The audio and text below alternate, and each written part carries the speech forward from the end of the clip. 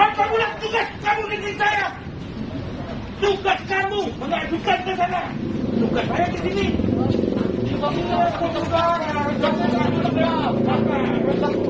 Bapak takut tangkap saya, Pak. Saya nggak kriminal, Pak. Memang kamu tidak kriminal. Tangkap, Pak. Saya nggak jual narkoba di sini. Saya betul. Bapak tangkap saya. Penjara saya, Pak. Itu saya tangkap.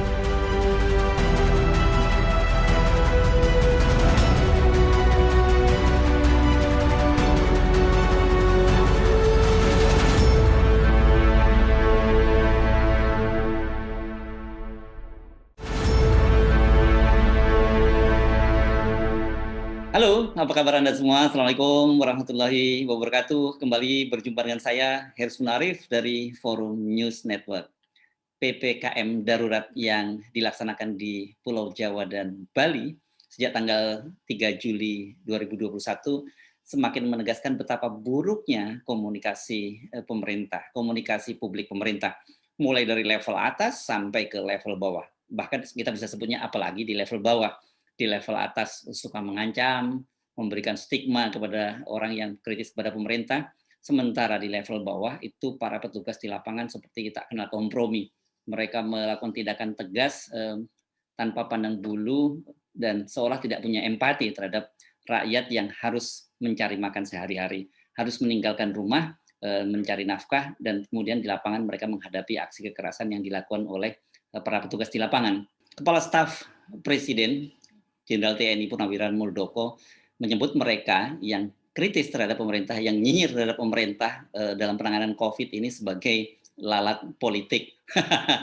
Apa sebenarnya yang dimaksud dengan lalat politik yang mengganggu pemerintah yang sedang fokus menangani COVID itu? Coba kita simak pernyataan dari Muldoko. Saya mengingatkan semua pihak, janganlah menjadi lalat-lalat politik yang justru mengganggu konsentrasi. Konsentrasi siapa? Mereka-mereka yang saat ini bekerja keras, bahkan mempertaruhkan hidup. Dia bekerja antara hidup dan mati. Para tenaga medis, para ASN saat ini telah bekerja keras untuk itu semua. Sekali lagi, janganlah menjadi lalat-lalat politik yang mengganggu.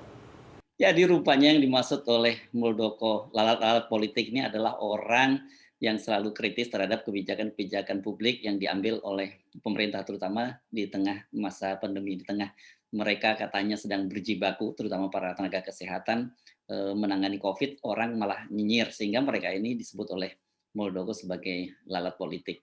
Diksi lalat politik ini banyak menggelitik, tapi kemudian menimbulkan respon di kalangan netizen. Termasuk yang berkomentar adalah politisi dari Partai Demokrat, Rahlan Nasidik, mengingatkan kepada Muldoko dengan cara yang jenaka juga. Dia menyatakan bahwa lalat itu senangnya mengerumuni benda-benda yang berbau busuk dan anyir. Nah, kalau sekarang istana itu sudah dikerumuni oleh lalat, maka berarti ada sampah di istana. Diksi sampah ini sebelumnya pernah diucapkan oleh staf Muldoko, yakni Ali Mohtar Ngabalin. Dia beberapa hari lalu menyatakan bahwa mereka yang mengkritik pemerintah, menganggap pemerintahan gagal, dan kemudian menyerukan agar Presiden Jokowi untuk mundur dari jabatannya, untuk menyerah karena tidak sanggup menangani pandemi, itu sebagai sampah demokrasi. Jadi ada kepala stafnya menyebut lalat, dan kemudian stafnya menyebut sebagai sampah demokrasi. Lengkap ini, ada sampah dan ada lalat. Dan logika Rahlan tadi cukup menarik, memang betul. Kalau lalat itu senangnya ada di sampah, jadi mereka mengerubuti sampah. Sama halnya seperti apa yang disampaikan oleh Muldoko, pernyataan dari Ngabalin ini kemudian juga banyak mengundang kritik. Tapi orang kalau menanggapi Ngabalin ini sebenarnya lebih banyak yang bercanda-canda gitu. Bahkan ada, saya membaca agar Ngabalin dibuang pada tempatnya. Ini kelihatannya semacam satire, karena kalau sampah itu kan kita mesti biasanya ada anjuran bahwa sampah harusnya dibuang pada tempatnya. Nah ini kalau Ngabalin tentu dia tidak dimaksudkan untuk dibuang. Kalau dibuang itu mestinya dibuang ke tempat yang jauh, itu seperti juru bicara presiden misalnya dijadikan duta besar di negara sahabat. Nah itu baru Ngabalin mungkin akan merasa dibuang pada tempatnya. Sebelum Muldoko dan Ngabalin ini ada juga pernyataan yang lebih keras lagi. Ini datangnya dari Menko Marinvest Luhut Panjaitan. Seperti kita ketahui, Luhut Panjaitan ditunjuk sebagai penanggung jawab PPKM darurat di Pulau Jawa dan Bali. Dalam sebuah jumpa pers, dia mengingatkan agar tidak banyak yang macam-macam memberikan komentar macam-macam terhadap penanganan COVID. Pemulihan ekonomi juga telah terjadi di pertengahan tahun 2021 ini. Jadi kalau ada pengamat mengatakan begini begitu, saya pengen juga ketemu dia. Ini data yang menunjukkan. Ya, data menunjukkan. Jadi kalau bersoal tidak usah cari popularitas publik, datang saja ketemu saya akan layani untuk bicara di mana. Jadi jangan kita bohongi rakyat itu. Kita tidak terlalu kaget kalau Pak Luhut mengambil diksi semacam itu. Kemarin ketika menanggapi soal TKA Cina, Pak Luhut juga menyatakan semacam itu. Jadi istilah jangan macam-macam. Kalau bertemu dengan saya, langsung bertemu dengan saya punya data dan sebagainya, itu diksi yang biasa yang disampaikan oleh Pak Luhut. Nah, bagaimana di lapangan? Di lapangan komplikasinya lebih serius, karena para petugas langsung berhadapan dengan warga. Para petugas juga tampaknya mengambil pendekatan tidak kenal kompromi. Banyak sekali video yang beredar bagaimana konflik antara para petugas dengan terutama pedagang ini yang banyak terjadi. Video-videonya beredar luas dan ini saya ambil salah satunya dari video di akun plus 61 Barbar. Ini kelihatannya kejadiannya di Lampung, bagaimana petugas bersih tegang dengan seorang pedagang. Jelas tidak ada ya. Nah, ini bukan tugas kami. Sudah selesai. Apa pula tugas kamu negeri saya? Tugas kamu mengajukan ke sana. Tugas saya di sini.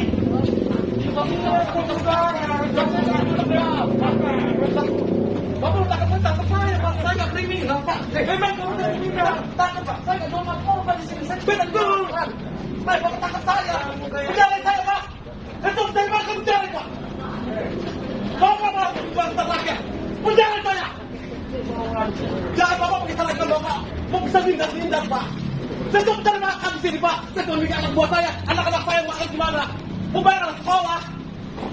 Bapak nggak mikir tak itu, Pak. Bapak mikir ke situ. Bapak bisa cuma dengan seragam Bapak. Saya parah. Bapak mikirin ke hati kami. Pikir ke nasib saya makan gimana? Bapak masih gajian, Pak. Saya nggak punya makan. Kejadian serupa terjadi juga di Sumatera Utara. Seorang pedagang bahkan sampai histeris karena menghadapi para petugas yang menyita barang dagangannya. Aku susah. Kalau aku orang senang juga dapat gaji bulanan, aku nggak di sini. Udah. Ya lah, gaji bulan ada. Bulan hebat jual dijual. Kalau kalian biarkan kami jualan sini, kurasa setengah jam udah selesai kami jualan. Jualan sayur ya, pempaya. Angkat ya.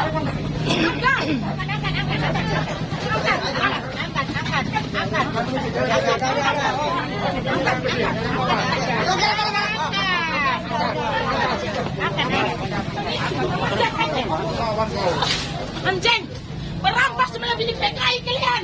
Anjing, babi.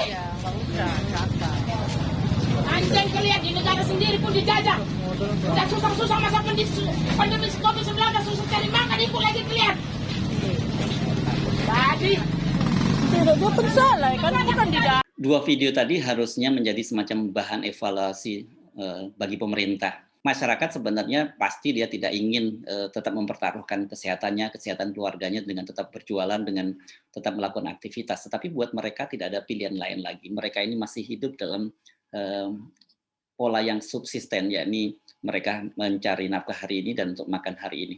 Pilihannya tadi itu, pilihannya antara mereka mati karena keluarganya tidak makan, atau mereka risikonya tertular COVID, dan sekarang ditambah lagi harus berhadapan dengan para petugas keamanan yang melakukan penertiban di lapangan. Tetapi dialog dengan mereka tadi kan sangat jelas bahwa para pedagang ini ya mereka tidak ingin melawan petugas, mereka juga tidak ingin keluar rumah, tapi itulah mereka tidak punya pilihan lain. Harusnya pemerintah menyadari bahwa PPKM darurat ini punya implikasi. Sebagaimana undang-undang kan ada ketentuan kalau lockdown itu seluruh biaya kehidupan dari masyarakat, dari rakyat yang kawasannya di lockdown itu dijamin oleh pemerintah.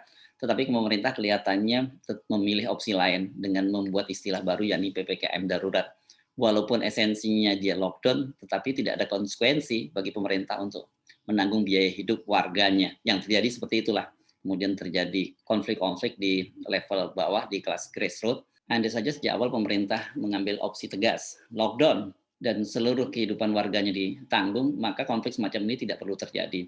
Para petugas keamanan ini saya kira juga menghadapi sebuah dilema. Di satu sisi mereka pasti menyadari bahwa masyarakat menghadapi situasi yang sangat sulit, tetapi di satu sisi mereka juga harus menjalankan perintah dari para komandannya. Jadilah muncul beberapa video yang membuat kita jadi miris, sedih, dan kita kadang-kadang mau marah tapi kita tidak juga bisa berbuat apa-apa. Tidak selamanya penertiban berlangsung tegang. Ada juga karena pilihan diksi dari petugas membuat kita menjadi geli. Salah satunya misalnya video ini. Besok sampai tanggal 20 tidak ada yang buka penjual burung, penjual pakan burung, kecuali sembako. Besok dari pagi Pak.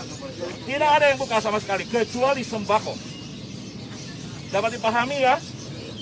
Kalau besok masih ada yang buka, maka Pol PP, kepolisian dan TNI akan bertindak. Entah dilepaskan burungnya, atau ditarik burungnya. Ya. Pasti yang dimaksud oleh si petugas yang akan ditarik itu adalah burung dagangan, bukan burung pedagangnya. Ada-ada saja.